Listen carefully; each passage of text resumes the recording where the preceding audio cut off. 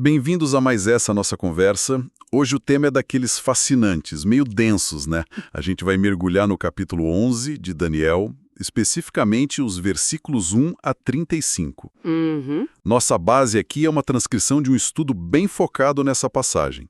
E a ideia é tentar desvendar como esses versículos parecem prever com uma precisão assim impressionante, séculos de história. Exato. Aqueles anos entre o Antigo e o Novo Testamento, muitas vezes chamados de silenciosos, né? Pois é, mas de silenciosos não tiveram nada, pelo menos segundo essa profecia.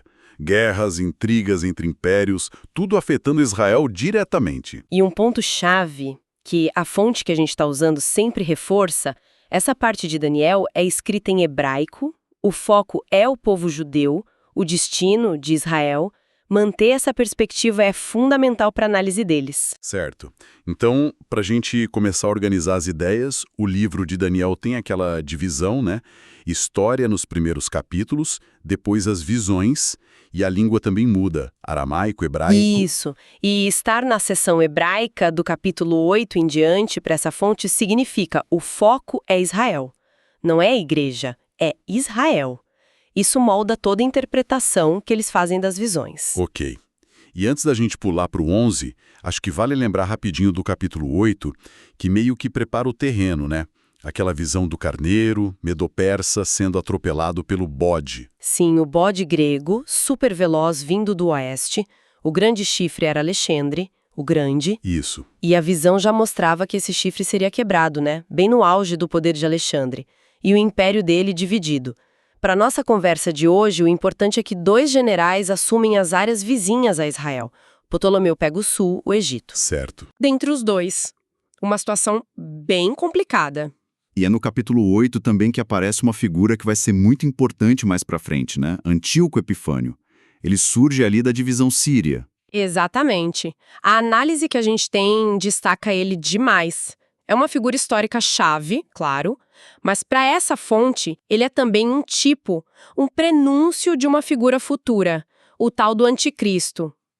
Entender Antíoco é crucial para eles. E tem o capítulo 10 também, que vem logo antes, né? Funciona como uma introdução, né? É um prelúdio. Descreve aquela batalha espiritual intensa. Um anjo tentando trazer a mensagem para Daniel, mas sendo bloqueado por 21 dias pelo príncipe da Pérsia. Precisou até da ajuda do arcanjo Miguel, né? Para a fonte, isso mostra que por trás das guerras e políticas aqui na Terra, tem uma guerra espiritual acontecendo. E Daniel 11 vai detalhar esses eventos terrenos. Então tá, vamos entrar no capítulo 11. Como ele começa? Os primeiros versículos. Olha, começa bem direto. Verso 1, o anjo confirma que ele fortaleceu Dário, o medo. O verso 2 dá um resumo rápido do Império Persa depois de Ciro. Fala de 3 reis e um quarto muito rico, que provavelmente é Xerxes. Ah, o Xerxes do livro de Esther. Provavelmente. Aquele que juntou um exército gigantesco para atacar a Grécia. E essa provocação dele, segundo a fonte, é o que depois vai dar desculpa para Alexandre vir com tudo contra a Pérsia. Vingança, né? Faz sentido. E aí, versos 3 e 4. Aí recapitula o que a gente já viu no 8. A ascensão de um rei poderoso, Alexandre, seu domínio imenso, sua morte no auge, seu reino será quebrado e a divisão do império para os 4 ventos do céu. Importante, não para a posteridade dele, para os filhos, mas para outros, os generais. Certo. Recapitulou a ascensão e queda rápida de Alexandre e a divisão. E a partir do verso 5, a coisa começa a detalhar muito, né? A briga entre Egito e Síria. É agora que a gente entra no coração da análise. Os versículos 5 a 35. A fonte vê aqui o cumprimento detalhado da profecia sobre aqueles tais anos silenciosos. São uns 150 anos de conflito quase sem parar entre a dinastia Ptolomaica, no sul, o rei do sul, Egito. e a dinastia Seleucida, no norte, o rei do norte. Exato. E Israel no meio. A fonte mapeia isso passo a passo. Tá. Em vez da gente ir verso por verso, talvez, qual o padrão geral que a fonte vê nesses primeiros embates, digamos do 5 até o 12? Olha, a análise mostra um ciclo bem tenso, começa com os fundadores se estabelecendo, Ptolomeu I e Seleuco I, verso 5. Logo depois, uma tentativa de paz por casamento, verso 6.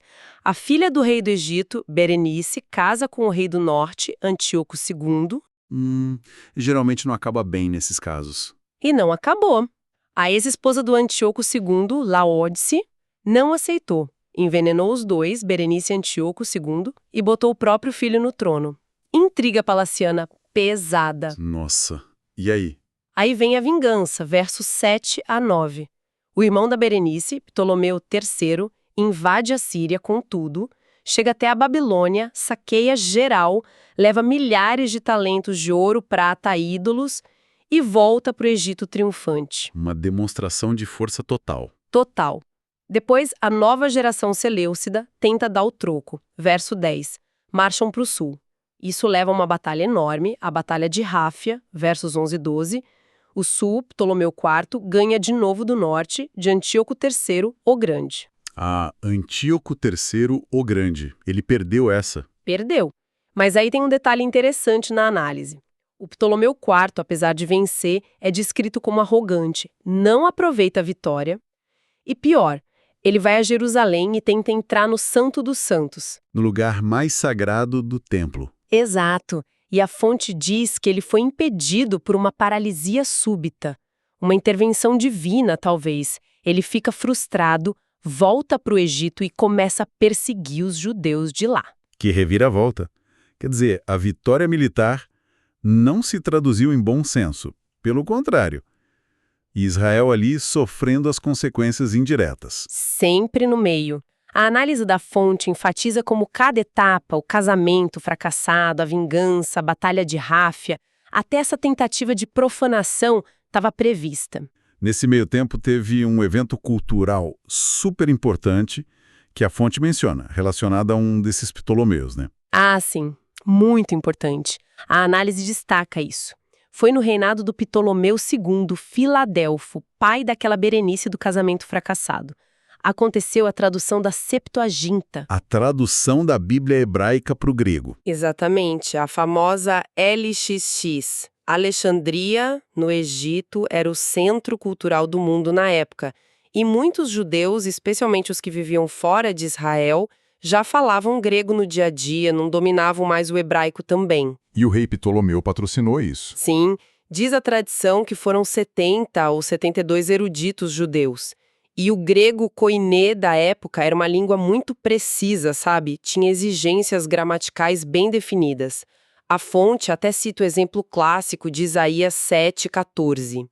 A palavra hebraica alma pode significar jovem mulher, mas na Septuaginta foi traduzida como partenos, que significa inequivocamente virgem. Isso fortaleceu a interpretação messiânica do texto para os cristãos depois. E qual a conexão disso com a profecia de Daniel 11 que a gente está vendo? O ponto crucial que a fonte levanta é o timing. A Septuaginta, incluindo o livro de Daniel em grego, ficou pronta por volta de 270 a.C. Isso é antes de vários eventos que Daniel 11 descreve em detalhes, como aquela vingança do Ptolomeu III, irmão da Berenice, e muitas outras coisas que vêm a seguir. Entendi. Ou seja, para essa fonte isso derruba a crítica de que Daniel foi escrito só depois que as coisas aconteceram para parecer profecia? Exatamente.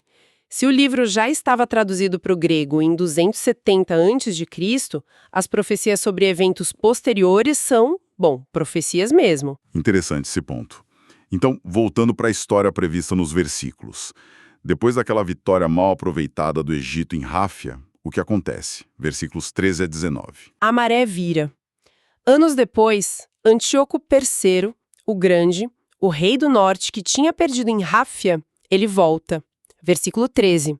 E volta muito mais forte. O Egito agora tem um rei criança, Ptolomeu V. Antíoco III derrota o Egito e finalmente toma controle da Judéia, a Terra Gloriosa. Versículos 14 a 16. Então a Síria domina Israel nesse momento. Sim, a fonte nota ali uma menção a salteadores do teu povo, V14, talvez judeus que tentaram se aliar a Antíoco, mas acabaram mal. E ele tenta de novo a tática do casamento. Tenta. Versículo 17. Ele casa a própria filha Cleópatra.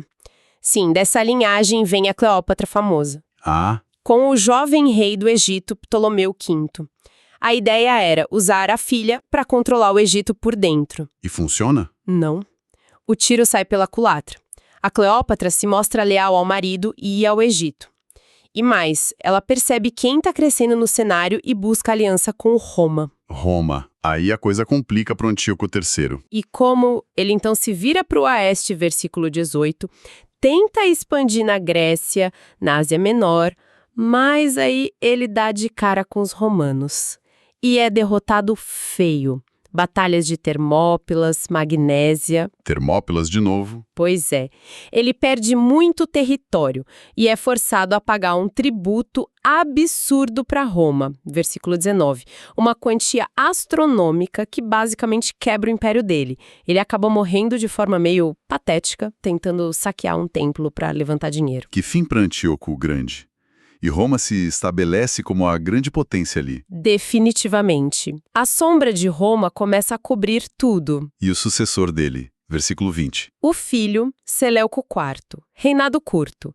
A marca dele, ser um cobrador de impostos, versículo 20. Ele precisa espremer todo mundo, incluindo Israel, para tentar pagar a dívida com Roma. Não dura muito, é assassinado pelo próprio tesoureiro. Que instabilidade, então. Passamos por essa série de conflitos, Ptolomeus, Seleucidas, Antíoco III, a ascensão de Roma, e tudo isso, na visão da fonte, está preparando o palco para a figura que surge no versículo 21, né?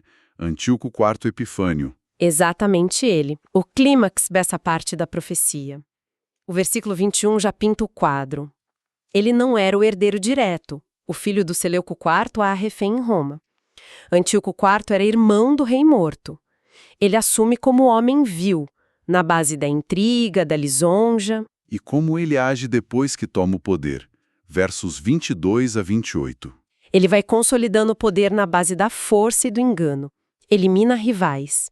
Inclusive, o verso 22 fala que ele derrota o príncipe da aliança. A fonte identifica isso com o assassinato do sumo sacerdote judeu, Ônias III, que aconteceu por influência dele em 171 a.C. O próprio sumo sacerdote. Sim. E a fonte até menciona uma curiosidade sobre cartas encontradas entre Sionias e o rei de Esparta, sugerindo laços antigos. Enfim, o verso 23 diz que ele se fortalece com pouca gente no início, agindo com astúcia, e o 24 diz que ele faz algo diferente. Saqueia as províncias mais ricas e distribui o despojo para os seus seguidores, meio que comprando lealdade. Esperto, de um jeito perverso. E as campanhas militares dele? Ele faz uma campanha bem-sucedida contra o Egito, VVs 25-26, chega a capturar o rei de lá, Ptolomeu VI, finge uma aliança com ele, falaram mentiras à mesma mesa, VV 27, mas a fonte diz que era só fachada, cada um tramando contra o outro. Quando ele volta dessa campanha, cheio de riquezas, o verso 28 diz que o coração dele já se voltará contra a Santa Aliança. Ou seja, a hostilidade contra a fé judaica começa a ficar clara. Ele já está de olho em Jerusalém. E ele tenta ir para o Egito de novo, né? Versos 29 e 30. Mas aí não dá tão certo. Não mesmo. Na segunda tentativa, ele é barrado pelos navios de Quitim, verso 30. Quitim, o que é isso? A fonte identifica isso claramente como a frota romana, provavelmente vinda de Chipre. Chipre era associado a Quitim. O embaixador romano Popílio Laenas encontra Antíoco perto de Alexandria, traça um círculo na areia ao redor dele e exige uma resposta imediata. Ou ele recua do Egito ou é guerra contra Roma. Que humilhação! Total. Antíoco, que se achava o máximo, é forçado a engolir o orgulho e recuar. Ele volta furioso. E onde ele desconta a raiva? Nos judeus. Exato. O verso 30 diz que ele se indignará contra a Santa Aliança e vai se entender com os que abandonam a Santa Aliança.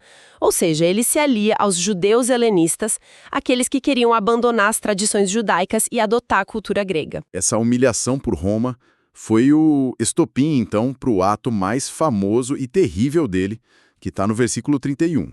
Tudo indica que sim. O versículo 31 é o ponto crítico. Forças sairão dele e profanarão o santuário, a fortaleza, tirarão o sacrifício diário, estabelecendo a abominação desoladora. A abominação desoladora. O que foi isso historicamente, segundo a fonte que a gente tem? Olha, baseado nos livros dos Macabeus, que são fontes históricas desse período, e em Joséfo também, a análise descreve um ataque brutal e sistemático. Antíoco proibiu a leitura da Torá sob pena de morte, proibiu a circuncisão, a guarda do sábado, mandou destruir os rolos das escrituras e a profanação do templo foi o ápice. Como foi essa profanação? Deliberadamente, ele mandou sacrificar um porco, o animal mais impuro para os judeus, no altar sagrado do templo. E o ato final, a abominação em si, foi erguer um ídolo pagão, provavelmente uma estátua de Zeus Olímpio, no lugar mais sagrado, talvez até dentro do Santo dos Santos. Isso em 167 a.C., no dia do aniversário dele, 25 de Kislev no calendário judaico. Que ultraje deliberado. Isso deve ter causado uma revolta imensa. Foi o estopim, acendeu a chama da revolta dos Macabeus. Um sacerdote idoso, Matatias, e seus 5 filhos se recusaram a obedecer e iniciaram uma resistência, uma guerrilha de guerrilha contra o poderoso exército seleucida. Os Macabeus. Sim, depois de 3 anos de luta muito difícil, Judas Macabeu, um dos filhos, conseguiu retomar Jerusalém e o templo. Eles tiveram que purificar tudo, destruir o altar profanado, fazer novos utensílios e rededicaram o templo. Sabe quando... Deixa eu adivinhar. No mesmo dia da profanação. Exatamente. 3 anos depois, no mesmo 25 de Kislev, essa rededicação é o que se comemora até hoje em Hanukkah, a festa das luzes. E a fonte que estamos usando conecta isso com o Novo Testamento, né? Mencionou que Jesus estava no templo durante Hanukkah, em João 10. Qual a leitura que eles fazem disso? Para eles, não é uma coincidência João mencionar isso. Sugere que o pano de fundo de Hanukkah é importante. Por quê? Porque Jesus, quando fala sobre os sinais do fim dos tempos para os discípulos, lá em Mateus 24, ele diz: "Quando, pois, virdes a abominação desoladora de que falou o profeta Daniel no lugar santo." Ah, ele cita Daniel diretamente. Exato. E ele fala disso como um sinal futuro que vai acontecer antes da volta dele. Então, na interpretação dessa fonte, o que Antíoco fez foi um modelo. Isso. Foi um cumprimento histórico terrível, mas também um prenúncio, um protótipo de algo ainda pior que vai acontecer no fim dos tempos. A abominação desoladora final seria um ato de idolatria máxima, colocar um falso objeto de adoração no lugar mais santo da terra.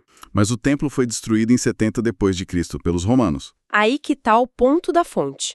Como Jesus falou dessa abominação futura depois da sua própria época, e o templo foi destruído depois, eles argumentam que a profecia de Jesus implica que um novo templo terá que ser reconstruído em Jerusalém, para que essa abominação final possa acontecer lá. É uma leitura bem específica dessa passagem. Entendi a lógica da interpretação. E os últimos versículos que a gente cobre hoje, 32 a 35, o que eles descrevem sobre as consequências da crise com Antíoco? Mostram que a ação de Antíoco causou uma divisão clara entre os judeus. Verso 32. Alguns foram corrompidos com lisonjas e abandonaram a fé, provavelmente os helenistas. Mas o povo que conhece ao seu Deus se tornará forte e fará proezas. Uma referência clara aos Macabeus, imagino. Sim, para a fonte é óbvio. Os versículos 33 a 35 descrevem a perseguição intensa que os fiéis e os sábios, os que entendem, sofreriam: espada, fogo, cativeiro, roubo. Mas diz que essa provação toda serviria para purificar, embranquecer e refinar o povo fiel. Um processo de purificação através do sofrimento. Exato.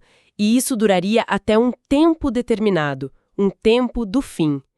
Essa expressão para a fonte já aponta para além da época dos Macabeus, conectando com um futuro escatológico. Uau! É muita informação nesses 35 versículos. Recapitulando a visão da fonte. São mais de 100 previsões específicas, segundo a contagem deles, sobre uns 200 anos de história Pérsia, Grécia, Egito Ptolomaico, Síria Seleucida, a chegada de Roma, tudo com impacto direto em Israel e escrita séculos antes. Sim.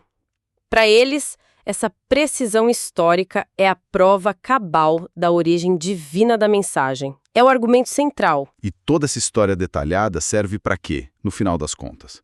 Para destacar essa figura de Antíoco Epifânio. Exatamente. Ele não é só um personagem histórico importante. Ele é o protótipo.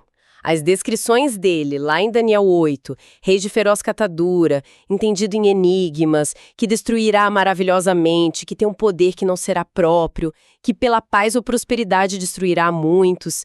Tudo isso, para a fonte, ecoa as características de uma figura mundial ainda maior que está por vir. E essa figura seria detalhada nos versículos seguintes do capítulo 11, do 36 em diante, e no capítulo 12. Mas isso já é outra história. Com certeza. Que jornada por esses anos que de silenciosos não tiveram foi nada.